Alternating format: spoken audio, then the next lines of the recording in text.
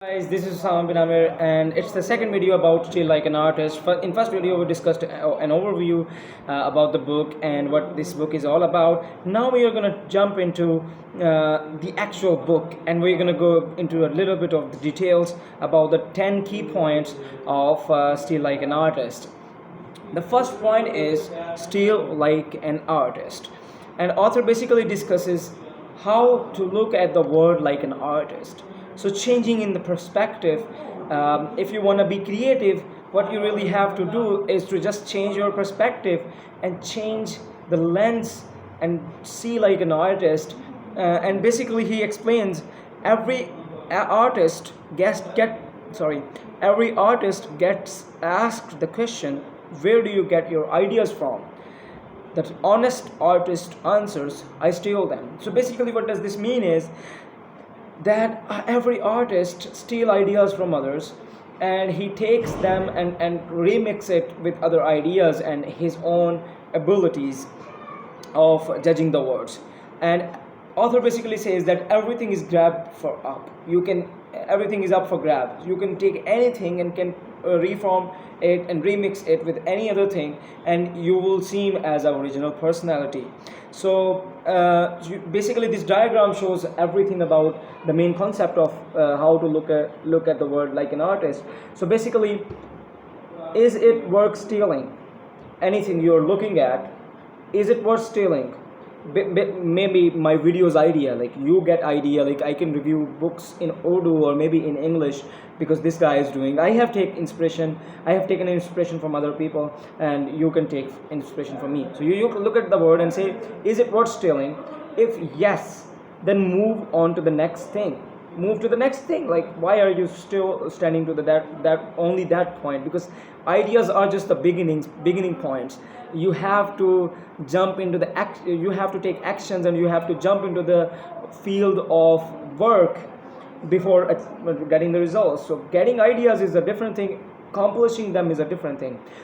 Here author is just discussing how to get better ideas. So you see a thing and you ask yourself, is it worth stealing? If it's worth stealing, move to the next thing. Even if it is not, then move to the next thing. And basically this idea is that nothing is bad and nothing is good. You just see if it is worth stealing, whether the person you hated the most in your life, he is giving you something that is worth stealing. You can steal from him, and you can actually reform it, remix it with your previous life experiences, and can get something new out of it. Then author says that nothing is original. 10 out of 9 people say stuff that say that things are original just because they don't know the references involved in it. So the stuff that is involved behind the work, the practice that is involved behind, they don't see it, and they say that particular thing is original. So here something amazing happens. People say that we have to make original content. That's not something you have to do.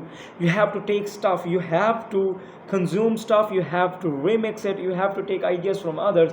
And then when people want to know where you got your ideas from, they will say this is original, this is completely original. So here some people if we are free from the burden of trying to be completely original, we can stop trying to make something out of nothing, and we can embrace influence instead of running away from it.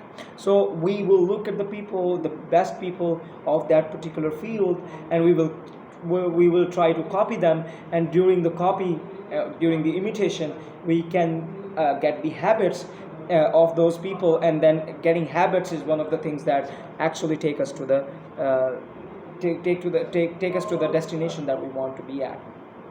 Now author explains in the third point the genealogy of ideas. Author says every new idea is just a mashup or a remix of one or more previous ideas. As I said before, nothing is original. So then what? So you are getting ideas from the stuff you have consumed in the past, your life experience, your cultural background, all feeds into the fact that you are getting some sort of ideas. So if you're listening to people who are truly motivated about doing maths, you will get ideas how to resolve and solve math problems more than how to solve chemistry problems or how to solve physics problems. And if you sit down with the people who wants to study history, and they are good at history, and they explain ideas about history, you're going to get ideas related to history more often than you will get ideas related to maths, or vice versa. There is a trick that they teach you in art school, and what that really is, it's like, how many lines are these? So every normal person is going to say that these are two, but basically the author says that these are three lines, because one is this line, second one is this line, but there is a negative space that also creates a line, so this is a very good trick. So how many lines are there?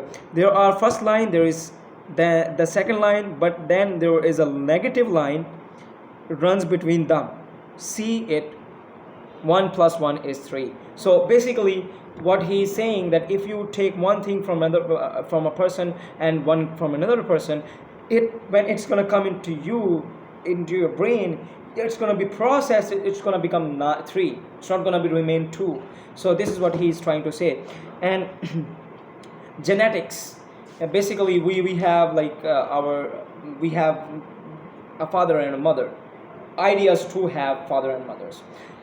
So here's the diagram that can indicate that. So these are the qualities a dad have.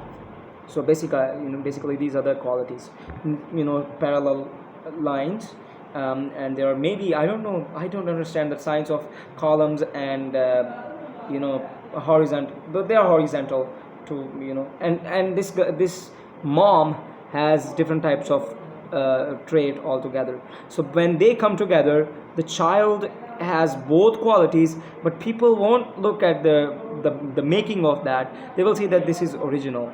This is like how ideas can be could be understood through this analogy, that two different ideas are not going to become the same. They're not going to be 1 plus 1 2. They're going to become 1 plus 1 3. So we basically, now you have to, the lesson we can get from this one, this idea that every idea has a genealogical background.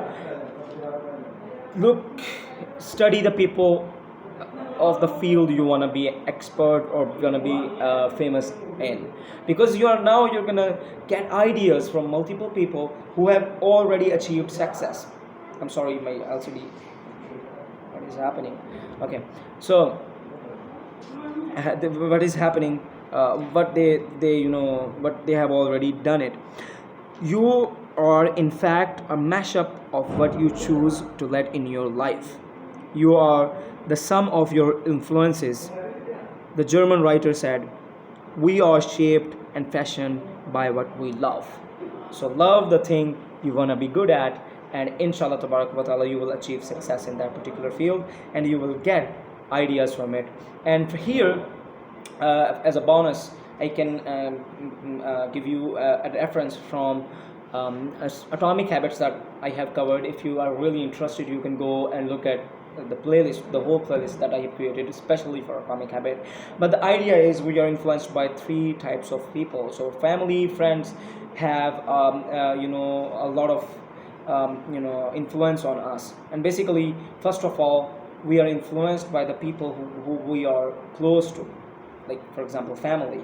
Secondly, we are influenced by the kind of people we actually circulate in.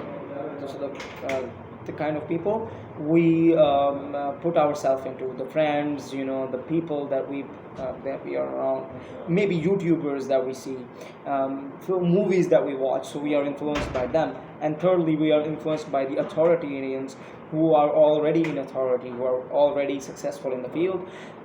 So if you can choose these, you cannot change family. Well, you cannot change the family, or you cannot choose your family, but the other two, the kind of people you want to be influenced by, whether you want to get influenced by the people who want you to grow or put you into the direction of the progress in the field you want to be successful at, or they actually push you back and pull you backwards, and never let you go in a straightforward line.